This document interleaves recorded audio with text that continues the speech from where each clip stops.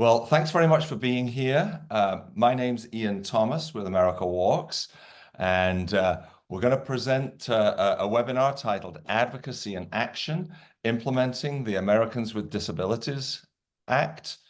I want to thank my colleague, Garrett Brumfield, with America Walks, who has helped put these webinars together, as well as Timothy Bodie with AARP Virginia, and Chris Miller and Sue Friedman with the Charlottesville Area Alliance, who are local sponsors and coordinators for the series. This webinar is part of a series titled Addressing Equity in Pedestrian Infrastructure in Charlottesville and Albemarle County. These are our goals for the webinar series. I'm not going to read them because we have a lot to get through today, but I'll just leave them up, and those are available in the various announcements that have been sent out. So this is the second webinar in this series. Last week, we reflected on a walk audit workshop that was held in person in June and looked ahead to how we build on that walk audit to start engaging in advocacy and action. There are two more webinars coming up next Wednesday, focused on mobility justice, and then the final one in the series on November 20, where we will be participating in an action planning activity. So just to set the scene for today's webinar, this was from our in-person workshop when we did a walk audit and an accessibility audit in the area close to Highway 29 and Hydraulic Road. And people participating in the workshop kind of saw how in certain situations the built environment really did not support accessibility for all people. So our goal is to create safe, accessible routes. And in order to get there, we're going to need to have some engineering projects that are going to be redesigning and rebuilding the roadway and the public space. This is kind of a logic model I'm setting up here as kind of step by step as how we get to our ultimate goal, and I'm working backwards. And in order for those, expensive public improvement projects to take place, then there need to be local, state, and federal government decisions around that. And those decisions flow out of plans, policies, and legislation voted on by officials who are elected or appointed to the authority to make those decisions. So we need to influence those documents by influencing those decisions. And that's really what we're focusing on today: community advocacy and organizing for action. And just to sort of complete the pathway all the way back to the start, the walkability audit is a starting point for all of this. And that was the walkability audit that we did. We did two of back in June, and we're now moving into this community advocacy and organizing for action phase of the process. And this is what we're going to need to do in order to create the improvements that we want to see. So I want to just talk a little bit about organizing, talk about advocacy and action, kind of listed here in sort of three sections. We need to organize. We need to come together, build a local movement. Storytelling can be a really important part of that, as people from different backgrounds, people with different lived experiences, people with different professional status within local government or within the community come together and become an organized coalition. Then the next step is action planning, which, as I mentioned, is what we're going to be doing in our fourth webinar after some initial presentations. So there's an element of policy research. What are existing policies and practices and laws, and what are our goals? How do we want to change those?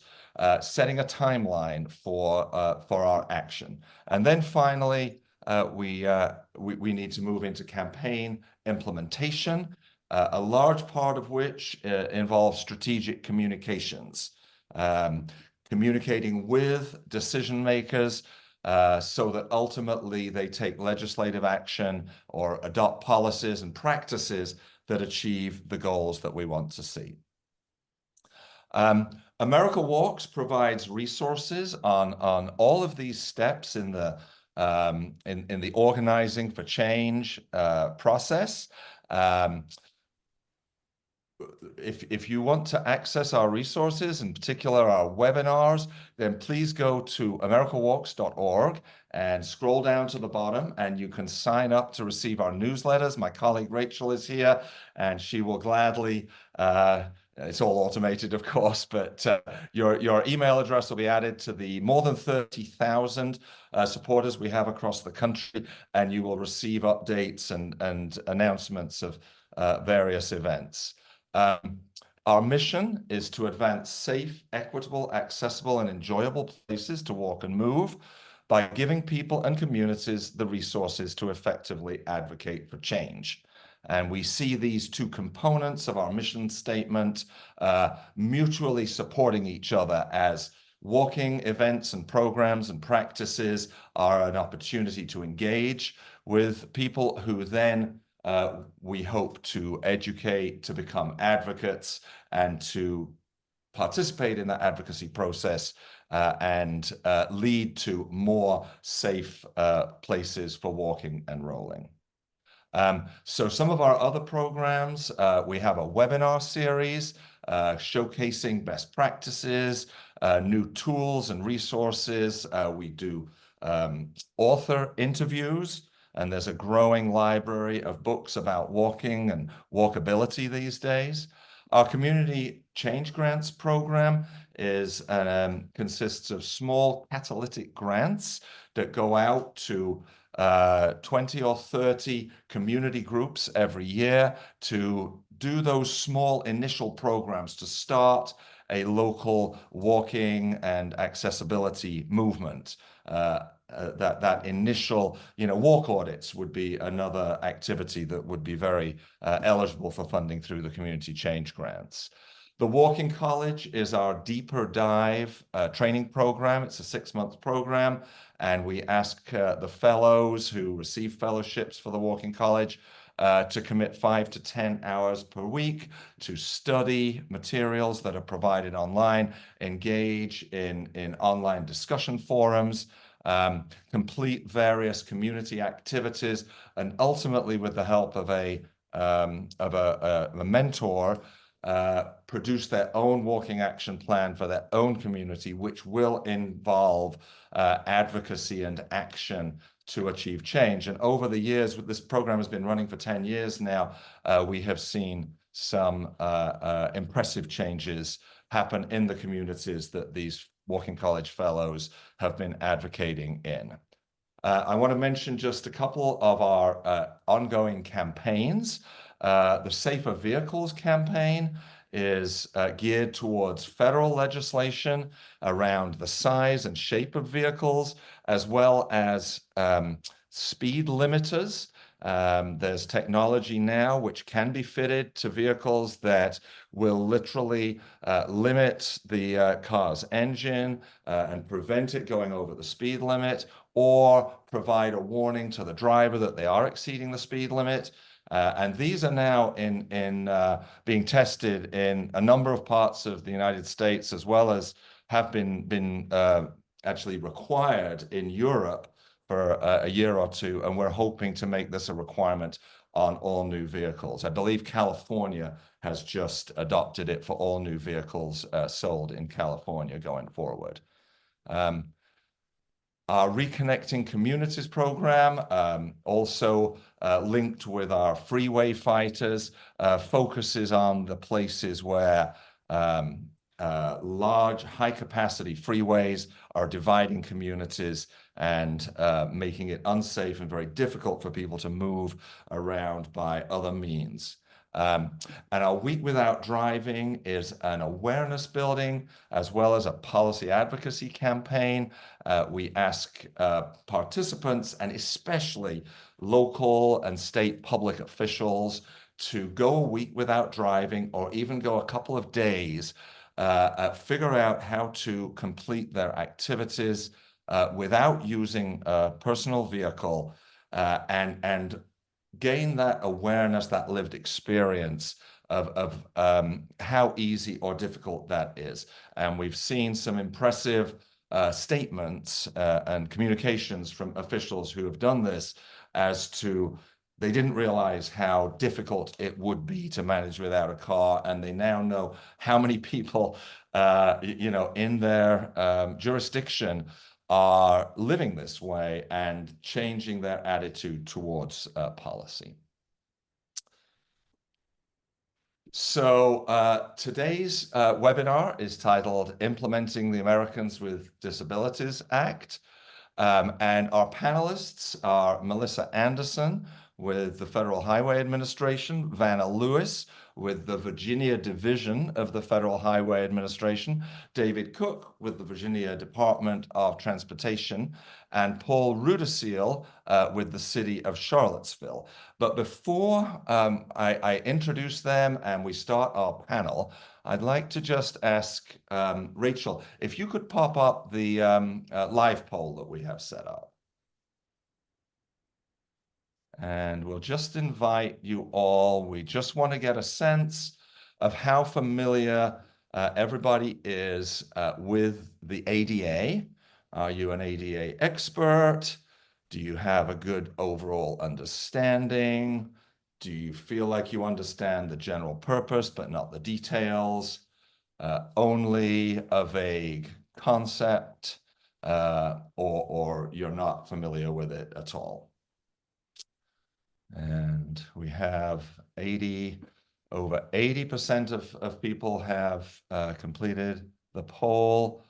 And it's great to see. Oh, I guess we have to end the poll before it becomes visible, right, Rachel?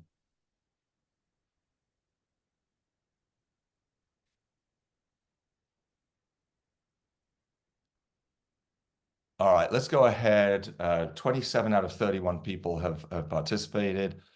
Oh, it is being shared now. Okay, got it. So nobody checked those bottom two boxes. That's great. So everybody is at least quite familiar with it. And we have a few ADA experts there as well. So that's really good to see. Oh, have we shared the results, Rachel? I'm sorry. Yeah, it's being shared right now. Oh, Okay. wait, it went away. Here we go. Share results. Boom. All right, thank you. Okay, well, let's move on to our panel discussion for today, after which we will be going into breakout rooms. So I mentioned our panelists, but I want to go first to Melissa Anderson with the Federal Highway Administration. And Melissa, if you could please go ahead and introduce yourself and give us a high-level overview of how the ADA and also the Public Right-of-Way Accessibility Guidelines, or PROAG, work together to make the public space more accessible. So my name is Melissa Anderson, and I appreciate being asked to be here. It's nice to have an opportunity to talk to people. I am an ADA program analyst and a civil engineer in the Office of Civil Rights at the Federal Highway Administration at USDOT. And I've been working in accessibility for 20 years. I've worked for state and local governments, and I worked for the Access Board for a while. I've worked in consulting, but it's really important that people understand how accessibility laws and regulations fit into project design and the work that all of us do. And hopefully we can keep everybody on the same page. But with this audience, clearly people understand what the ADA is. The ADA and Section 504 of the Rehabilitation Act, which was actually passed in 1973, 51 years ago, and the ADA was passed in 1990, which was 34 years ago. Both prohibit discrimination against people who have disabilities. And Title II of the Americans with Disabilities Act applies to state and local governments, and it applies to all the programs, services, and activities they provide to their citizens.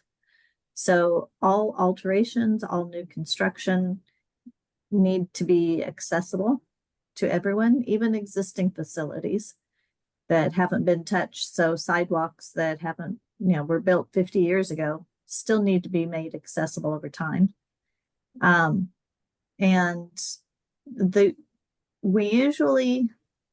our office is in charge of enforcement, and we enforce the ADA, we enforce Section 504. And in doing that, typically we have standards to fall back on. And 2010 ADA standards are a good example of that. They apply to buildings and sites, but they don't apply to public right-of-way where our streets and highways are. And so the U.S. Access Board is responsible for developing minimum accessibility guidelines that have to be adopted by enforcement agencies. And so they have published their final public right-of-way accessibility guidelines, which we call PROAG. And we are still waiting to adopt them. So we have 3 methods that we can use to adopt them so that they can be enforceable and apply across the country. We have a rulemaking underway right now that we can do independently at the DOT. It will only apply to bus stations and transit facilities in the public right-of-way because that's the only jurisdiction we have. Working with the Department of Justice, we will be able to adopt them under Section 504 authority, and DOJ, of course, will be adopting them under the ADA. Once we do that, they will be enforceable, and we will have good, solid standards for the public right-of-way. Most states have already adopted them. Many local agencies have already adopted them. And I'll let Vanna tell you how that works in Virginia. All right, great. Thanks very much, Melissa. So Vanna, if you would also like to introduce yourself, respond to Melissa passing the baton there, and tell us about how you're working with planners and engineers in Virginia. My name is Vanna Lewis. I work in the Federal Highway Administration's Division Office in Richmond, and my job title is Engineering Coordinator, which in this case means that I have multiple duties. One of the chief ones is that I'm responsible for ensuring that VDOT specifications and a number of VDOT's various governance documents are in compliance with the federal requirements. Among the VDOT governance documents for which I have the approval authority on behalf of Federal Highway are the standard drawings, the statewide specifications, and those portions of the VDOT road design manual that related to the Americans with Disabilities Act. Now, taken all together, there are at least 3 different ways in which I work with planners and engineers in Virginia to try to ensure that our pedestrian facilities are safe and accessible. First, I try to ensure that VDOT's published ADA requirements are in agreement with PROAG. Now, I should note, Melissa touched on this, that although Federal Highway Headquarters at this point is still allowing states to choose whether they wish to follow ADAG, the 2010 Justice Department's regulations, or PROAG, the not yet adopted by the Justice Department regs, that's especially geared towards pedestrians in the public right-of-way. This is something of a moot point in Virginia because the choice has already been made here. VDOT adopted PROAG 10 years ago. Now, in some situations, a local entity could choose to follow something else, but they would have to submit that request to Federal Highway, and no one's done so yet. So in Virginia, we follow PROAG. Now, I keep emphasizing that well, for a variety of reasons, but the chief most is that in Virginia, our Commonwealth Code requires that all curb ramps be constructed per VDOT standards and no local variations are allowed. Depending on how one reads that exact part of Commonwealth Code, it might appear that the intent is all pedestrian facilities, but it does specifically state curb ramps. I guess I should also note, and part of trying to ensure, I'm tongue-tied, I'm sorry, that VDOT's published ADA requirements in agreement with PROAG is my duty to sort of be on the lookout for any recurring issues that appear to be misunderstandings or misapplications of the applicable standard drawings, specs, or road design manual passages. When I find those, I try to bring that to the attention of the VDOT central office staff who are responsible for those documents. The second way that I work with planners and engineers here is through my role with official investigations that come, formal complaints, I should say, that are made to Federal Highway Headquarters in Washington, D.C. I assist the civil rights staff there in performing formal investigations on those complaints. And the third way is through informal reviews of projects at various stages and providing feedbacks to localities. It's typically done through VDOT, and it's either because help was specifically requested of me, or sometimes it's because I literally trip over a non-compliant location and start asking questions. Have I answered your question? Yeah, and Vanna, can people contact you directly with complaints or observations where they feel a part of the public right-of-way may not be in compliance? They may do so. If it is a specific project or a specific location, I will need to, as a courtesy as much as anything else, work through other staff in my office that have geographic responsibilities. But yes, and folks have done that in the past. Some years ago, I had specific responsibility for the Richmond area, and there was this one lady who was severely vision impaired that got my name off the website and called me on a regular basis. And doggone it, she was always right. Every time I went to look up something for her, it turned out she was correct, and we were messed up, and we needed to do something about it. And so that led to actual on-the-ground improvements. Yes, sir. That's great. So Vanna's an important person to know. I'd like to now invite David Cook with Virginia DOT. David, if you'd like to introduce yourself, talk a little bit about your work, and in particular, how you interact with the ADA. All right, sounds good. Good afternoon, everybody. And I do apologize. I'm coming down with a bit of a cold right now, so I'm going to try to power through this as best I can. Thanks for having me, Ian, and thank you, everybody, for coming in today. So my name is David Cook. I'm the statewide bicycle and pedestrian planner here at VDOT Central Office, Transportation and Mobility Planning Division. We work a lot with other divisions and sections such as location and design, traffic engineering division, civil rights to basically come to a place where we provide a commitment for providing transportation that is free of all barriers, that is accessible to people with disabilities and in compliance with the Rehabilitation Act of 1973 and the ADA Act of 1990. So speaking a little bit about what Vanna was speaking a little bit about, we do have our own standards. We have adopted PROAG. So that is kind of a big step for Virginia is we kind of fall back on PROAG and we fall back on the VDOT Road Design Manual for our basic standards for road and bridge projects. A little bit about what I do. As the statewide bicycle and pedestrian planner, I head out the Bicycle Pedestrian Advisory Committee. That is a great way for people to stay in tune with the latest updates with regards to PROAG, any of our latest standards, any of our studies that we're doing with regards to accessibility. So we do put out surveys, we put out information all across the Commonwealth of Virginia. So I would highly encourage people to sign up for the newsletter. If you go to Biking and Walking in Virginia, you can sign up for the newsletter there. And you can also see previous presentations and newsletters going back all the way to 2023. So all of that is now available on the website. So basically, to kind of like implement projects, it starts really in the design phase. And even before that, when we're doing studies, we have various studies such as Project Pipeline, STAR studies that people can get involved in through public engagement, through surveys, and stay up to tune with where those corridors or those study corridors are located.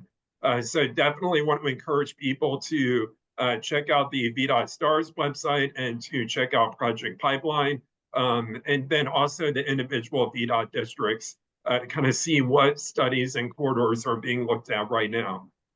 So basically, VDOT will go in and we will update, or we have several memorandums that kind of help provide guidance on when we go in and retrofit or upgrade curb ramps, specifically when we're doing an alteration on a project such as Cape Seal, microsurfacing, overlays, rehabilitation, reconstruction or rehabilitation. In those cases, we will go in and look at the functional condition of all of the curb ramps along that corridor. We'll assess it and grade it from an A to a D.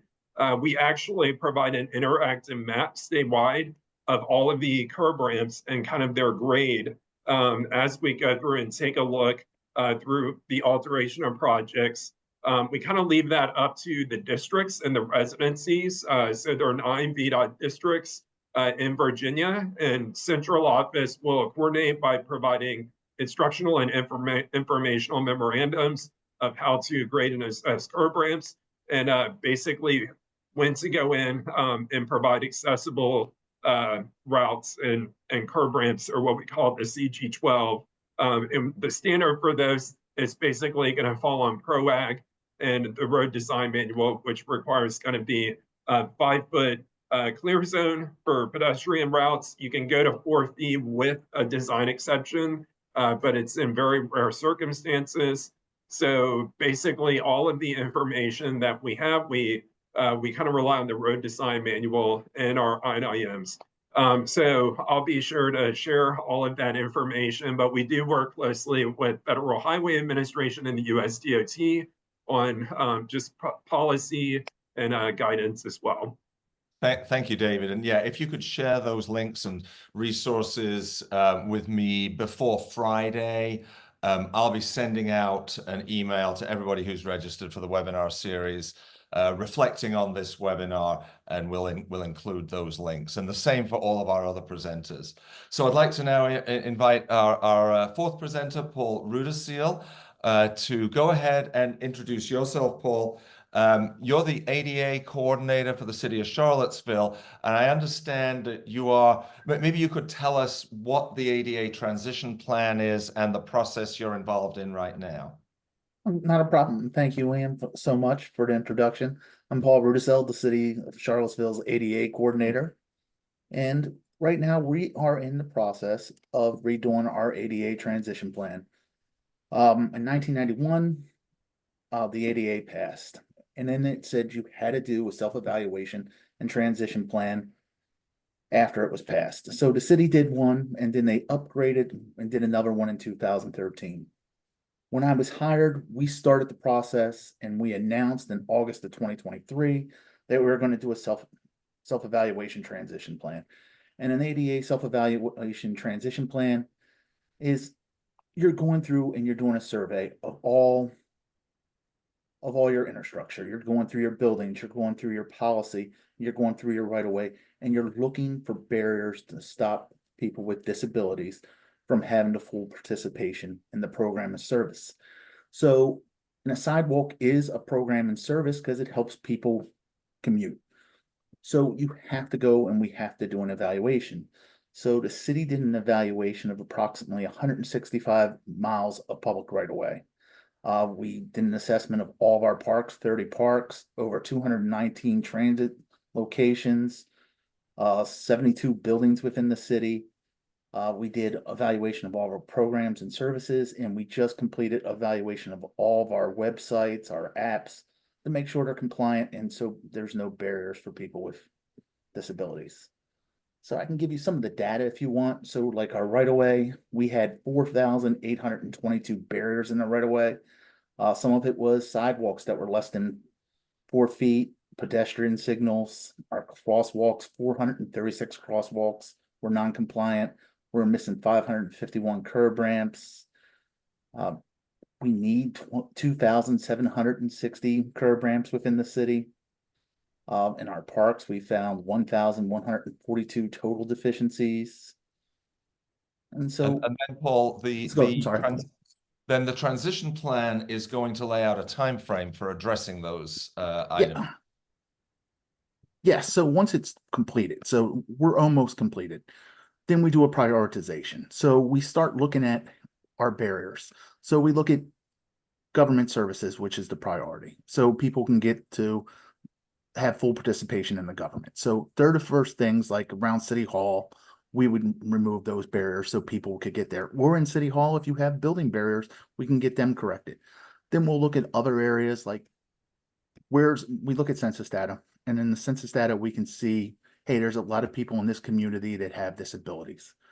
So if there's a grocery store and so people can commute, we will remove those barriers so people can be able to commute there. Great, thanks. So that's an ongoing process, and you expect that transition plan to be finished within a year or so? We expect it to be finished before 2025.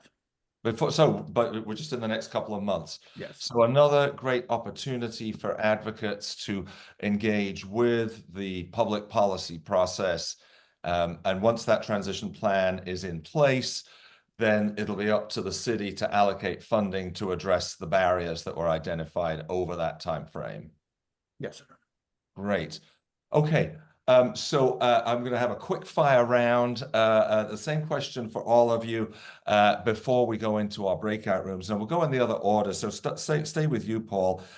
Tell us in what ways you work with people with disabilities, with disability rights advocates, and what advice do you have for somebody wanting to engage and impact the public process?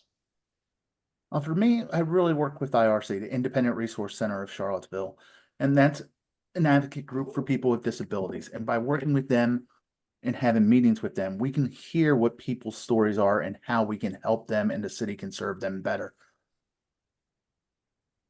We don't know if there's problems unless people don't say. So if we hear and we can find out, hey, this is wrong, we can get those issues corrected as soon as possible. Now, if I was a person advocating, I would contact the ADA coordinator, I would contact the Independent Resource Center, and I would contact your local and state governments to get funding, to get issues resolved. Because we can find all the issues in the world, but if we don't have the money to fix those issues, then they're not going to be fixed, or they're going to take years to get fixed. By advocating with your local government, funding can be there and those issues can be corrected as soon as possible. Great. Thank you, Paul. David, same question for you. How do you engage with advocates and what advice do you have? Yeah, absolutely. So probably the biggest way that I participate and engage is through the Bicycle Pedestrian Advisory Committee. So that is an open public meeting. It is a hybrid meeting. We typically have it in Richmond, but we do kind of shake it up and have it in one more city or another city outside of Richmond once a year. So that is a quarterly meeting. The summer meeting was actually in Charlottesville. So we had some people coming in and talking about the new Belmont Bridge and Safe Route to School program in Charlottesville and how they've implemented some quick build projects. But that is an open forum, and we are very much accepting of guest speakers. So we do want to have people participate in that. Come to the meetings either in person, where we provide free lunch as an incentive, but also it's a hybrid meeting, so we'll provide the link through Zoom for people to come in and basically participate that way as well. So that is going to be biggest open forum that we provide here at VDOT Planning. But then for any specific requests or information, there are a couple of routes. Typically, I'll point people either to my VDOT where they can submit a request to address a safety issue or a barrier on a sidewalk or public accessible route. Another way is I'll help them to identify their local resident administrator or project manager on a project if they have a specific question, and kind of coordinate with the VDOT residency or district for any questions that I might get in an email or a phone call from citizens. So that is kind of, but the best way I would say is to sign up for the newsletter and participate in the feedback. Thank you, David. Vanna, your engagement and advice? Well, at present, my office has very little engagement with advocacy groups. have in the past, but really nothing in the recent past. If someone, however, were to contact my office, I could help coordinate by providing technical information. And if they have a question about a particular project, my office should be able to help. I have helped people in the past. Great. And we will provide contact information for all of the panelists after the webinar, so you can follow up individually. I see some specific questions in the chat. Melissa, your final thoughts. So I don't deal directly with advocacy groups that much because I'm at headquarters in Washington, D.C., but I work on policy and research and also development of our standards. And some of the things that we put out there for advocacy groups, and we really hope to get responses for, are our notice of proposed rulemakings. So like the one that we just had out for transit, when we invite people to make comment, and those comments are taken seriously. We've read through all the ones that were submitted. We'll be responding to them. In our research, we make sure that people with disabilities are represented, and we do human factors research on our National Cooperative Highway research projects. So it's at a kind of a higher level. Yeah, great. Well, thanks. So hopefully you all see there are pathways to influence the process. There's an active transition plan revision ongoing at the City of Charlottesville, and opportunities to advocate for the changes and to file complaints and so on. I'd love to move to our breakout rooms at this point. And I'm going to put up the discussion prompts that we have.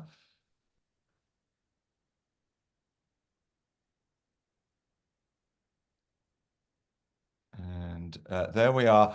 So thanks to Garrett, Timothy, Chris, Sue, and Peter for facilitating.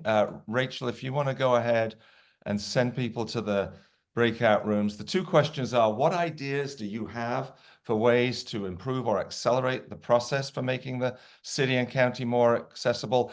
And how much experience do you have, and how comfortable do you feel working directly with people with disabilities?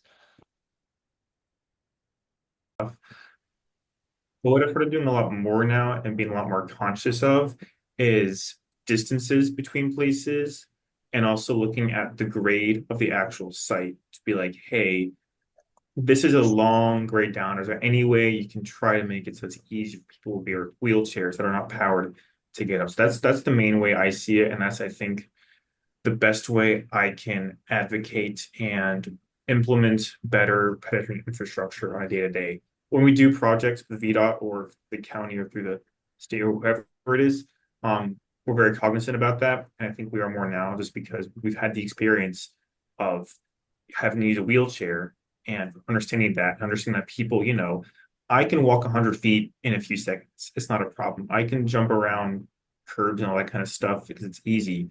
But if you're in a wheelchair or a slow walker, distances like that matter for you, and having enough crossing time matters, and having like a shorter distance matters so much more. So that's kind of what I've taken away from that and what I'm trying to implement more in my work. Yeah. Okay. What about you, Jason? What was the question again? How can we improve and accelerate the process of Charlottesville and Albemarle becoming more accessible?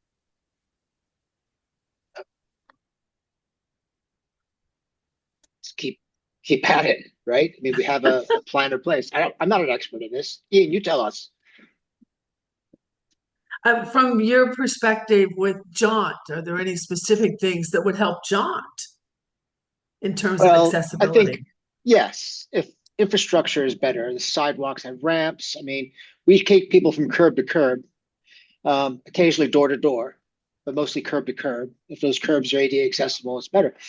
All of our vehicles are wheelchair repaired, accessible, and our operators are trained to work with people of all disabilities, not just wheelchairs, but people who are visually or auditory or any other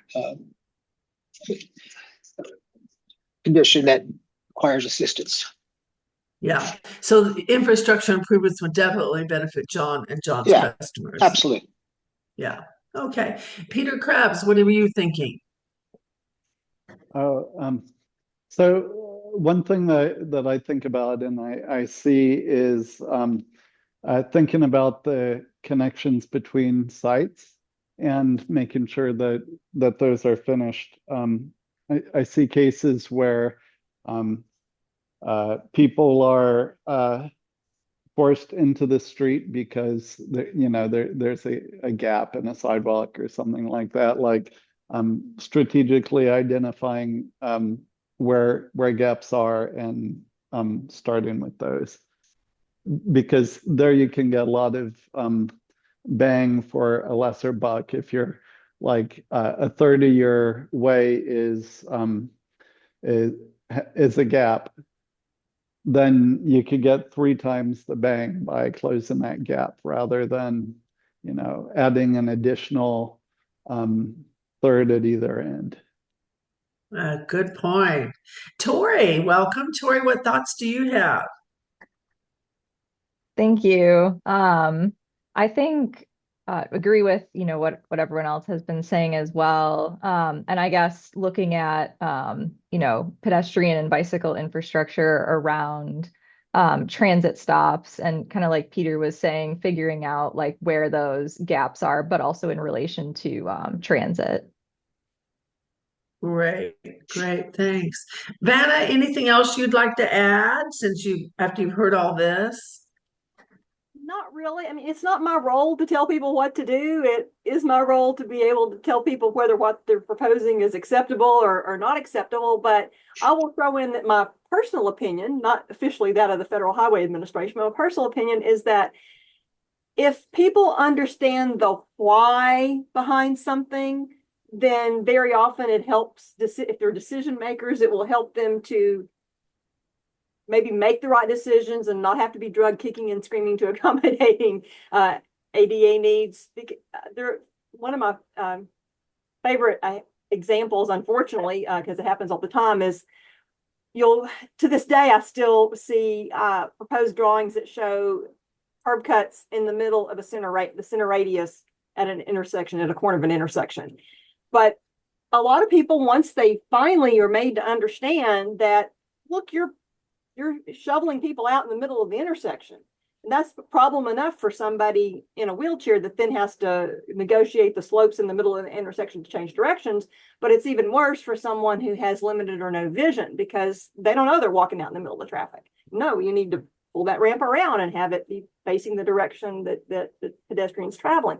Once you explain to people some of the whys, and I could go on and talk about slopes and a lot of other things, but I found that not all decision makers, but a lot of decision makers, once they understand the why behind some of these requirements that we have, they seem a lot more likely to be willing to implement things without having to be forced into it. And so I guess that would be my emphasis areas. Try to get decision makers to know what the why is behind this myriad of requirements.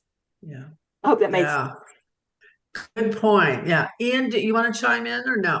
Yeah, a couple of things. So I guess, Vanna, it is not part of the requirements that those ramps are perpendicular and pointing in the direction. It is in the requirements, but and yet it's done wrong. Surprising that you still see it on.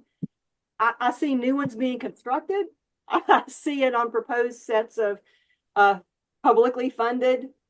Of course, for ADA, the federal government doesn't really care which pocket the money comes out of. It's the same requirement, but it's very frustrating when you continue to see state and federally funded work with those corner radius ramps, and they've been clearly against VDOT requirements. Well, they've been against VDOT requirements since 2014. I thought it was made clear then. We've had a series of clarifications. Some people like to call them changes. I say, no, it's not a change, because what is designated as acceptable has not changed. The way it's worded has been changed to make it more clear to people. So we keep going back and rewording things when I say we, I mean Federal Highway and Beat Up Together, keep going back and rewording things to try to make it clear to everybody. But unfortunately, you do still see people try to do that. That's why I think that is an example of if somebody can understand why not, maybe it does seem to diminish the tendency to do that. Do you have enforcement ability if an agency does that one diagonal ramp to force them to rebuild it correctly? Technically, yes, that can be difficult to accomplish. Typically, the avenues for those are if the work, although it should not matter what pocket the money comes out of, legally it doesn't, but if the work has been federally funded and it comes to my attention or to the attention of somebody in my office, then we can take more expedient action on it. Okay. And if, of course, if someone makes a formal complaint, and there are so many of those nationwide that it does take civil rights and headquarters a while to get through them, but if somebody makes a formal complaint, which has to go to Melissa's office, basically, the civil rights staff and headquarters, then that's an avenue for enforcement as well. Okay, well, that's good to know. The other thing I was just going to mention is that I have heard discussed around providing sort of door-to-door accessible transit service versus people with certain disabilities using the fixed route public service. If sidewalks and connections are improved so that people can get from their house to an actual regular bus stop, then many prefer to use that sort of fixed route service rather than have the door-to-door paratransit, or I think the kind of service that you do, Jason, and that is a much less expensive service to provide with the regular bus and the ramps, so it can save money as well. Yeah. And I'm just, before we go to the second question in a lightning round, two things I've heard, maybe our planners need more education and training about how to design in line with the 2014 guidelines. And then what about if we had a call-in number? What about if I'm walking and I realize there's a gap, there's a distance, there's a bad grade, I could call it in. I mean, this is about how do we improve and accelerate. And I don't know that the seven of us are going to do it. We're going to have to get help from the public. They're going to help us identify issues and challenges. I mean, Jaunt Aren't there could apps for those things? could probably bring up issues every day in terms of what your drivers see. So I think we have to begin, and we're going to move into that in session 3 and session 4. But what are those things? I mean, Albert's talking about what he's already doing to accelerate. But what are other things that we could do through CAA to try and accelerate a better infrastructure environment for people with disabilities? You wanted to say something, Jason? I was going to say there's probably an app for that as well. Okay. I don't know what it's called, but I've seen it before, where people can go around the city. If they see like debris in the bike lane, they can tag it and it goes to Public Works and stuff like that. So the technology's there. So we I just don't know have to if help people be aware of it. the city would need to, My Seville. So this is already there, right, Peter?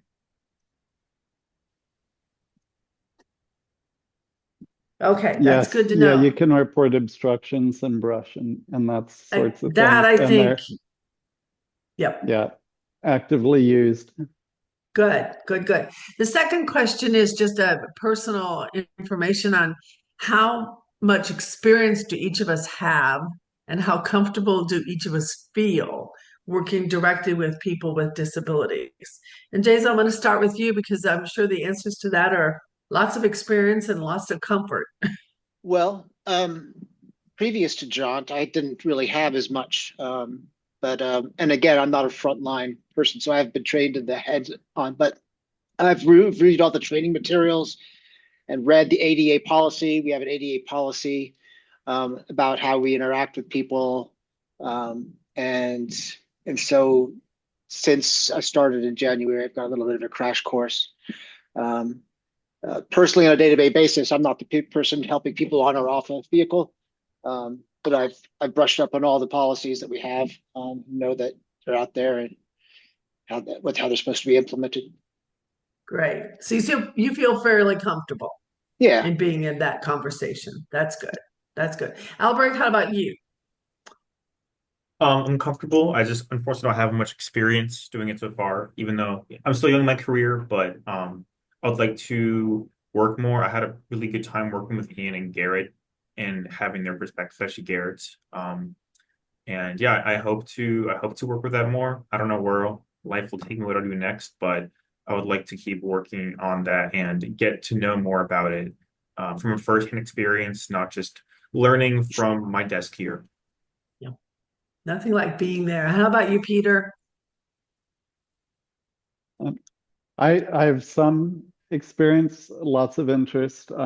One thing that I found is that folks with disabilities are often very patient teachers. They're used to people not knowing what they're going through, so it's actually kind of it can be a bit joyful.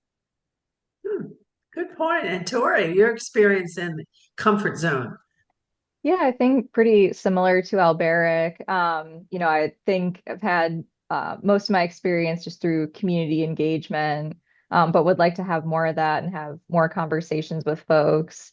I think it's really helpful just to, hear directly from people and what their experience is, and just learning to kind of, hear how they're experiencing their built environment.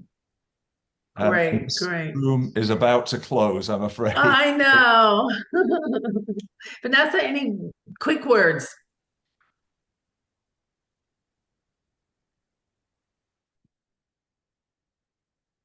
Timothy, I think I'll call on you to report out if that's okay.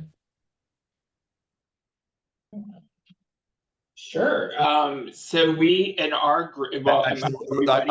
I'm sorry. I was really giving you a heads up. Let's wait till everybody's back. Yeah, I saw the participant numbers and I was like, I Yeah. don't think it's everyone. So Rachel, maybe let us know when all the rooms have returned. Yeah.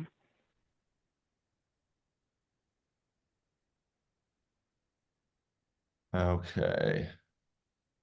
Well, it looks as though everybody is arriving back. So thanks very much for taking that time to engage in those small group conversations. Timothy, could you give us a quick summary of what came up in your room?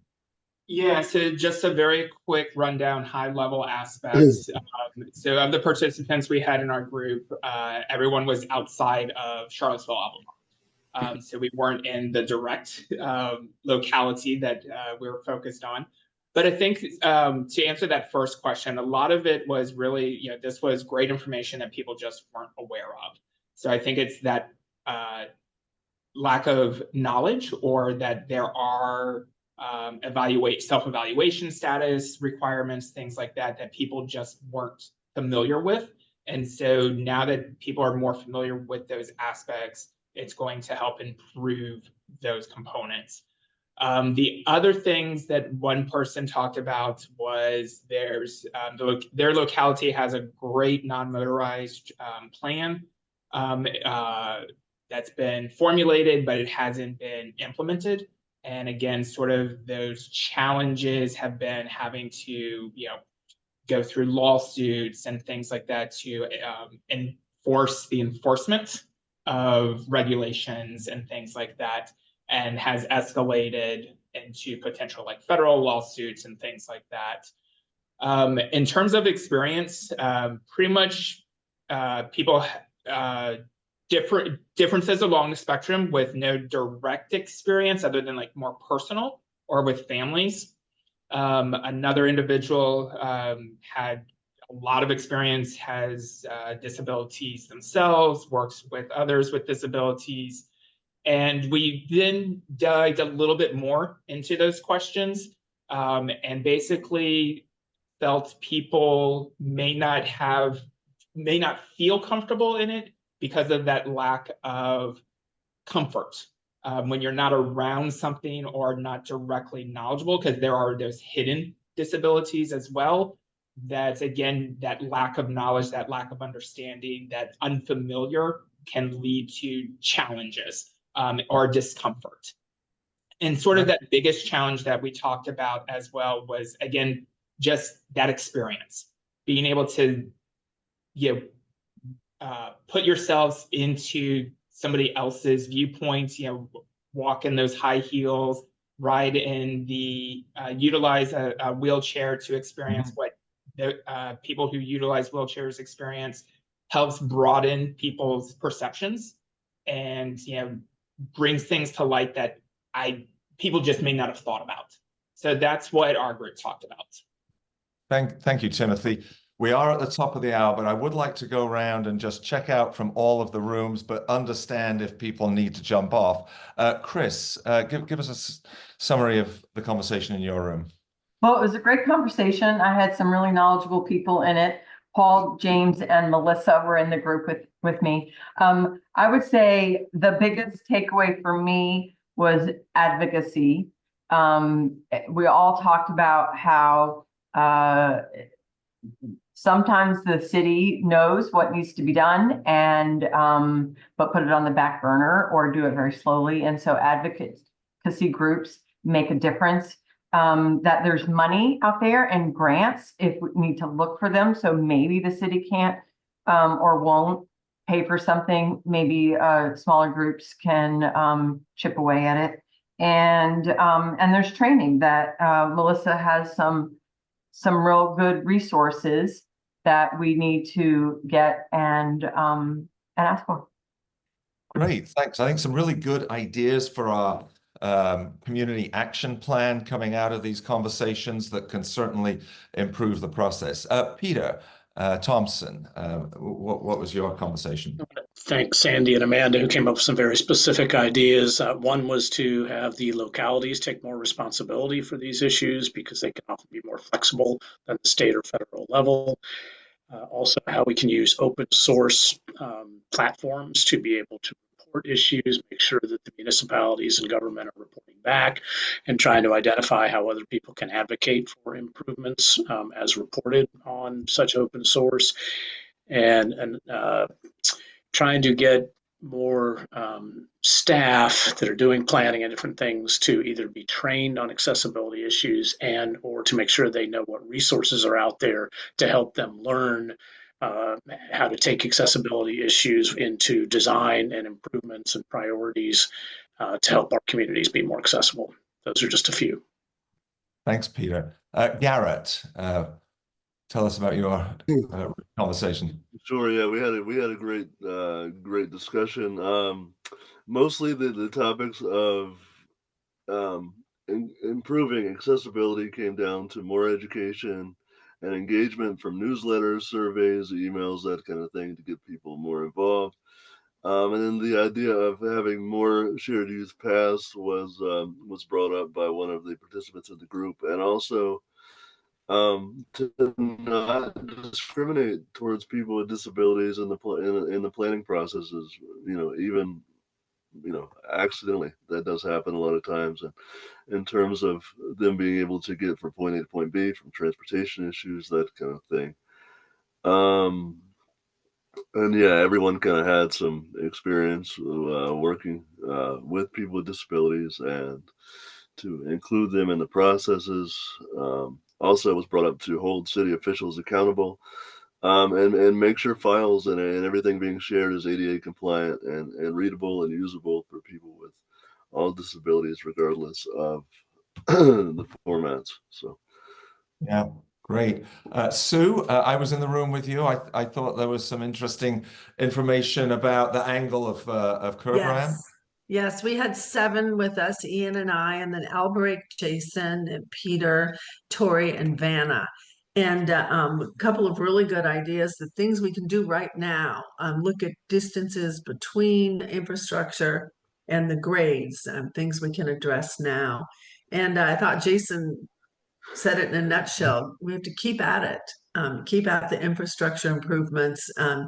and noted that the jaunt staff is trained to accommodate, if you will, infrastructure issues in their everyday work. Mentioning the connections between the sites, not forcing people into the streets, really looking at the gaps and looking at pedestrian and bicycle at transit stops and how that can be improved. And then Vanna shared that helping people understand the why, even though it's the law and it's required, decision makers oftentimes, when they understand the why, might go more willingly, if you will, to full implementation. And she also said that advocating for funding could be a real issue for us, is that you've got the planners, you've got the law, but if you don't have the funding, you won't have the improvements. Thank you very much, Sue. Thanks to all of our breakout room facilitators.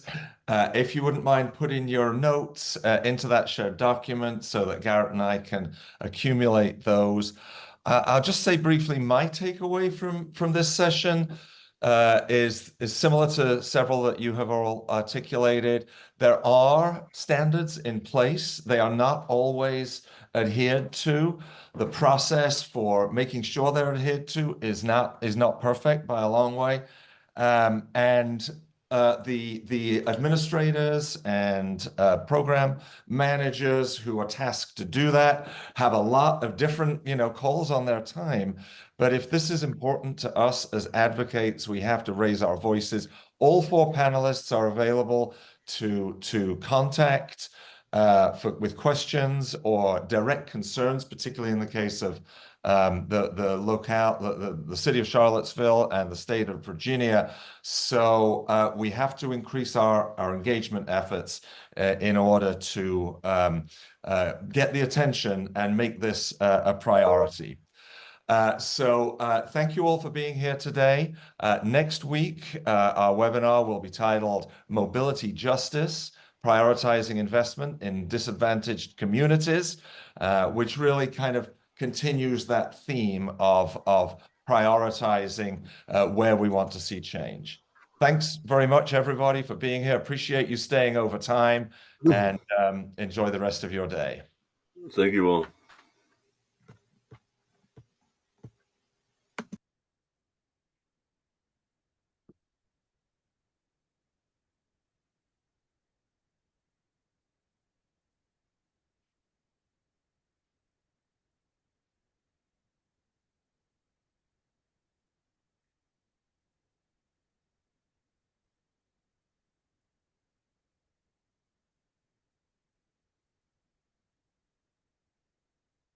Thank you, Rachel and Garrett. And I'm going to go ahead and stop this broadcast.